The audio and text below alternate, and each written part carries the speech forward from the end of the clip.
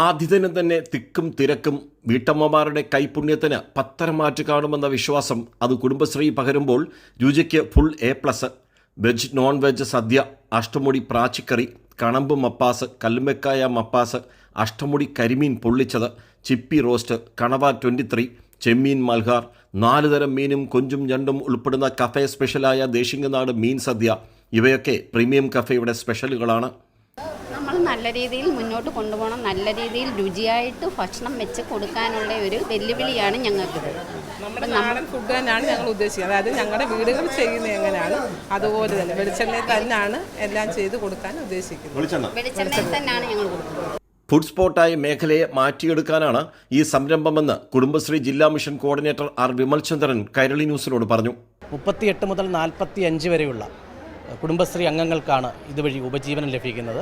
പന്മന CDSൽ തന്നെയുള്ള ഇൻസൈറ്റ് എന്ന് പറയുന്ന 3 അംഗങ്ങളുള്ള ഒരു ആക്ടിവിറ്റി ഗ്രൂപ്പാണ് ഇതിൻ്റെ സംരംഭകരായിട്ട് പ്രവർത്തിക്കുന്നത്.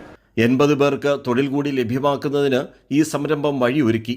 അത്ര തന്നെ ആളുകൾക്ക് ഭക്ഷണം കഴിക്കാനുള്ള സൗകര്യമുണ്ടെന്ന് മന്ത്രി KN ബാലഗോപാൽ പറഞ്ഞു. സംസ്ഥാനാടിസ്ഥാനത്തിൽ ട്രെയിനിങ്ങും കാര്യങ്ങളൊക്കെ ഉണ്ട് അവർക്ക്. 80-ലധികം ആളുകൾക്ക് ജോലി കിട്ടും ആ കുടുംബശ്രീ പ്രവർത്തകർക്ക് എന്നുള്ള പ്രത്യേകതയുണ്ട്. ഇവിടുത്തെ 3 കുടുംബശ്രീ യൂണിറ്റുകൾ പ്രധാനമായും സംരംഭകർ നടത്തുന്നതാണ്.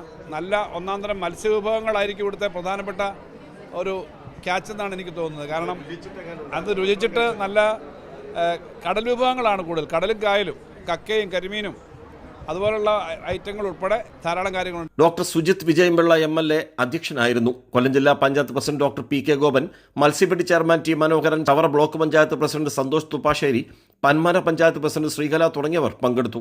നാൾക്ക് നാൾ കുടുംബശ്രീ പുതിയ മേഖലകളിലേക്ക് കാലൂന്നുന്നതിനൊപ്പം തന്നെ ഇതിനകത്തുള്ള അംഗങ്ങൾ, വീട്ടമ്മമാർ, യുവതികൾ എല്ലാവരെയും കൈപിടിച്ച് ഉയർത്തുന്നതിനുള്ള പദ്ധതികൾ കൂടി മുന്നോട്ട് വെക്കുകയാണ്.